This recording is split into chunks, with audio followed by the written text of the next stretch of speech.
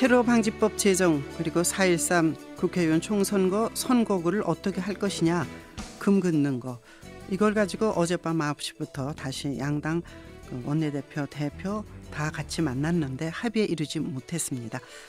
새누리당 원유철 원내대표입니다. 안녕하십니까? 안녕하세요. 원유철입니다.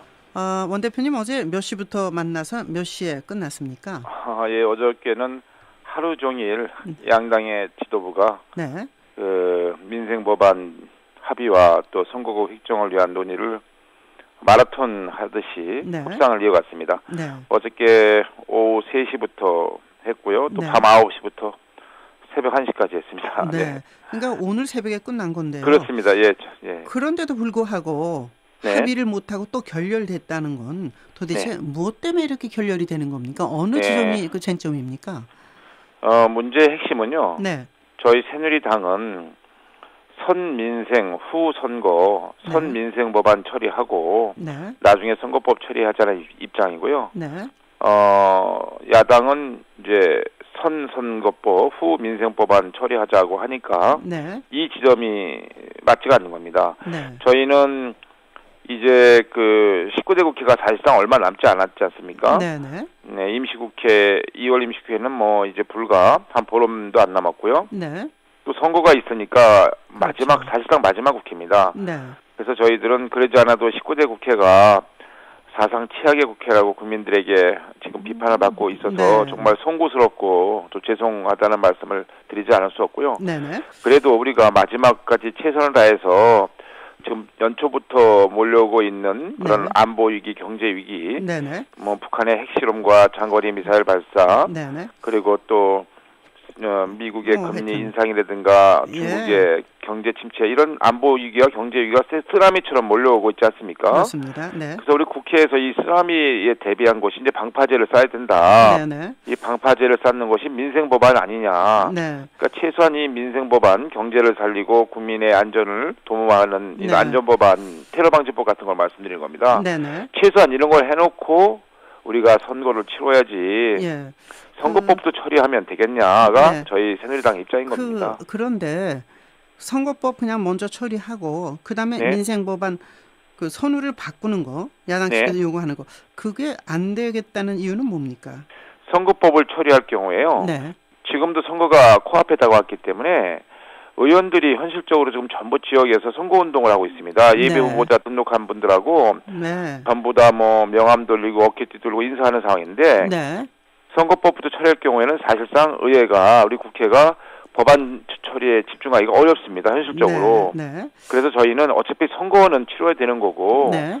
또 선거법은 처리해야 되는 입장이니까 우리 그 전에 네. 민생법안부터 처리하자. 예. 그리고 지금 양당이 29일 날 네. 선거법을 처리하자고 잠정 합의해 놓은 상태거든요. 네네. 그러면 그 전에 밤을 새워서라도 우리가 지금 하려고 해놓은 이 테러 방지법, 네.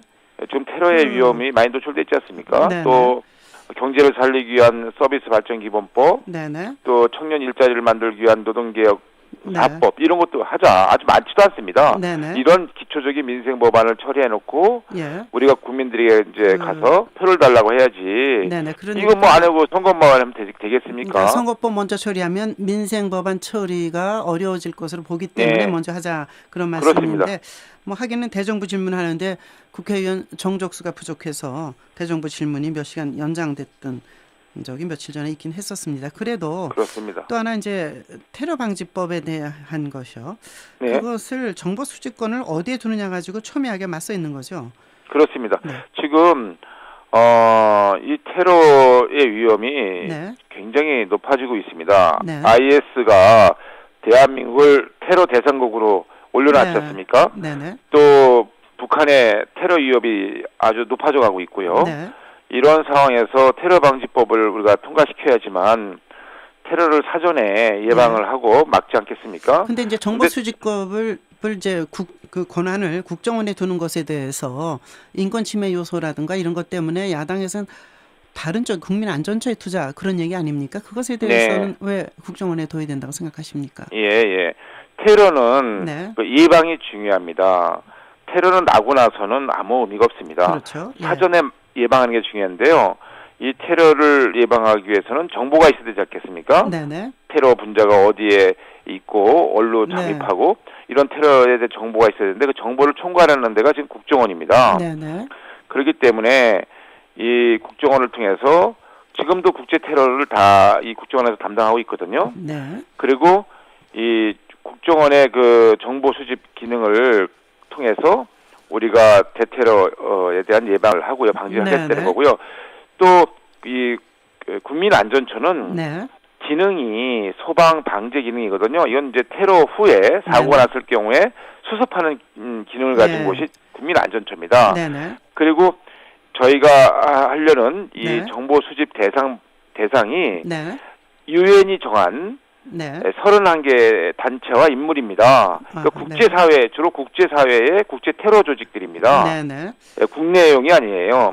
그러기 위해서는 국제적인 테러를 예방하려면 미국의 CIA라든가 또 영국의 MI5라든가 이런 외국 정보기관과 공조를 해야 되는데 우리가 국민안전처에 두면 지금 국민안전처가 그런 정보 기능이 없지 않습니까? 그러니까 외국의 정보기관하고 공조를 해서 IS 테러도 막고 국제 테러에 대한 여러 가지 예방 조치를 해야 되는데 그런 기능이 없는데 잠깐만 국민안전처에 두자니까 저희는 거기서 답답한 거죠. 네, 그래서 그거는 이제 양보할 수 없는 선이다 이런 말씀인 거죠? 아니, 그러니까 양보할 수 없는 거예요. 저는 입법 취지에 맞지가 않아요. 입법 취지에 맞지가 않다. 국민안전처는 다른 기능을 갖고 있거든요.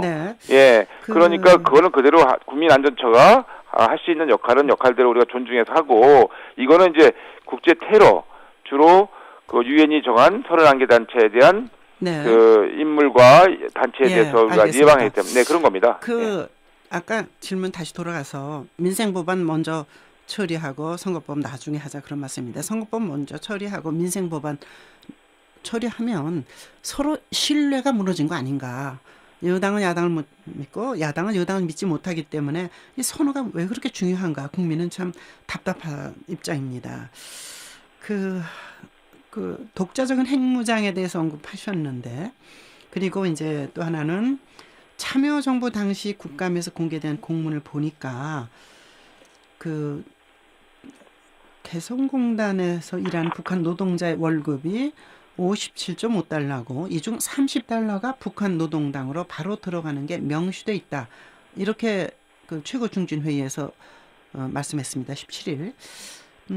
이거는 개성공단 폐쇄의 이유하고 맞닿아 있는데 야당에서는 이것에 대해서 명확한 근거를 요구하고 있는 듯합니다. 이 말씀을 좀 해주시죠. 네네. 우선 지금 독자적인 핵무장에 대해서 언급하셨는데요. 정말 오랜 기간 우리 대한민국 우리 정부는 이 남북 관계를 개선하고 남북이 함께 공동 번영의 길로 나가자고 많은 노력을 해왔습니다. 특히 우리 박근혜 정부 들어서서는 그 DMZ에다가 세계평화공원도 조성 같이 하자라고 하고 제안을 했고요. 또 남북 철도 연결 사업도 하자. 또 나진아산 물류 프로젝트를 통해서 유라시아 이니셔티브를 공동으로 구현해 나가자. 이렇게 끊임없이 북한에 대해서 우리가 인도적인 사업도 해왔고요. 이런 화해와 협력의 손길을 내보냈습니다만 북한은 끝내 그 무력 도발이라는 사실 주먹질로 응답을 해왔거든요. 그렇게 북핵과 그 미사일 발사에 대한 도발을 우리가 이제 그만 중단하고 함께 경제 번영의 길로 나갈 수 있는 길이 있음에도 불구하고 북한 정권이 그걸 포기하지 않고 계속 도발하는 상황이죠. 벌써 북한이 4차례에 걸쳐 핵실험을 했습니다. 또 4차례에 걸쳐서 미사일 발사가 있었고요. 그런데 이걸 이제 임계점에 달아온 겁니다. 더 이상 이것을 방치할 경우에 참을 수 없는 수준이다. 우리는 알몸으로 북한의 그 대량 살상 무기인 핵무기 앞에 서 있는 상황이 돼 있고요. 우리 국민들의 안전이라든가 국가의 안위가 위태로울 수밖에 없는 상황입니다. 그러나 독자적인 핵무장이 국제 정세나 여러 가지로 봐서 가능한가? 이건 또 생각해 볼 문제 아니겠습니까? 그래서 상대방은 끊임없이 이렇게 뭐 총으로 우리 머리에 이마에 대고 겨누고 있는데 우리는 이제 칼로만 가지고 대항하는 상황이 됐거든요.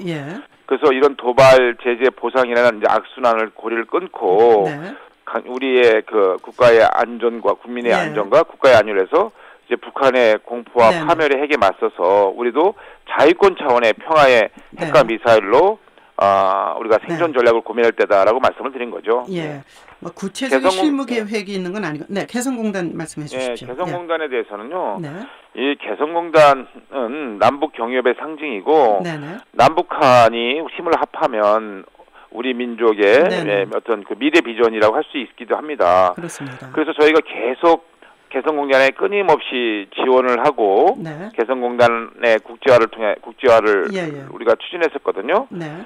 근데 끊임없이 우리가 그 제공한 평화의 빵이 사실 공포의 무기로 돌아오고 있지 않습니까? 이제 그것이 증거가 그래서 있느냐, 그걸 개성공단에서 이미 2006년도 국정감사에 참여정부 당시에 그 공개된 공문에 따르면요. 산업자원부 장관의 직인이 지켜서 통일부 장관에게 보낸 공문에 당시 개성공단에서 일하는 북한 노동자의 월급이 57.5달러이고 그중에 30달러가 북한 노동당으로 바로 들어간다라고 명시돼 있었어요. 그게 증거다 이런 말씀이시죠? 그래서 그렇게 간 돈이 결국은 그 북한의 핵과 미사일 개발에 쓰일 수밖에 없는 것이 아닌가 이렇게 추정을 하고 있는 거죠. 저희가 당연히. 그 원내대표인데 이름표 붙이고 공천 후보 면접 보셨던데요. 네. 네. 당연히 봐야 되는 거 아닙니까? 뭐 우리 새누리 근데 너무 그 갈등이 심한 것으로 비춰져서 이거 집권 여당의 체면을 구기고 있어요. 이게 좀 화해하면서 이렇게 갈 수는 없는 건가요? 예, 뭐 선거 때마다 또 공천 과정 때마다 조금 시끄러운 건 사실입니다. 그렇지만 우리 새누리당은 이번에 그 투명하고 민주적으로 진행하고 있고요. 누구에게나 모든 후보자들에게 공정하게 신인이든 현역 의원이든 당 지도부든 원내대표설을 포함해서요. 누구나 예외 없이 특혜 없이 공정하게 대우를 받아야 된다고 생각하고 있고요. 제가 앞장서서 면접을 잘 받았습니다. 성실하게. 어떻습니까? 뭐 100% 국민 공천은 힘들어 보이는 거죠? 저희가 우리 새누리당은 민주적인 상향식 공천이 기본적인 우리 당원 단계에 깔려 있고요. 또 공천관리위원회에서 그 당원 당규대로 공천 룰대로 앞으로 각 지역구 후보를 추천할 것입니다. 그 김부성 대표하고는 사이가 조금 벌어지셨나요? 뭐 그런 건 아니고요. 뭐 이렇게 그 당을 운영하다 보면 뭐 생각의 차이가 조금 있을 수 있는 거지.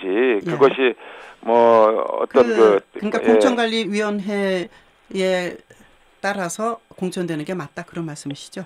저는 국정 운영을 하는 데 있어서 헌법과 법률에 기초를 해서 하듯이요. 이 당의 운영이나 또 공천 관리에 있어서도 우리 당원의 총의를 모은 당원 단계에 따라 하면 됩니다. 그냥 자기 중심적이고 자의적으로 하는 것이 아니라 객관적이고 투명하고 원칙에 맞춰서 하면은 아무 문제 없습니다. 사드를 뭐 평택에 배치하는 건 어떠냐 이런 얘기도 나왔는데 간단한 답이 사드는 우리 국민의 안전, 북한의 핵과 미사일 도발에 효과적으로 억제할 수 있는 무기 체계입니다. 평택에 만약 배치된다면? 그런데 이 사드가 그 지금 군사적으로 어떤 뭐 이 주변국의 눈치 볼 거 없이 우리 자위권 차원의 자주권 차원에 배치하면 되는 거고요. 그 배치 기준도 모든 걸 다 초월해서 가장 효과적인 그리고 우리 대한민국 전체 국민을 가장 효율적으로 방어할 수 있는 그런 데 하면 됩니다. 지역은 어디든 그건 상관없습니다. 군사적인 판단에 따라서 그렇습니다. 그렇습니다. 아이고 잠도 못 주무셨을 텐데 오늘 고맙습니다. 감사합니다. 감사합니다. 평택의 지역구인 원유철 새누리당 원내대표였습니다.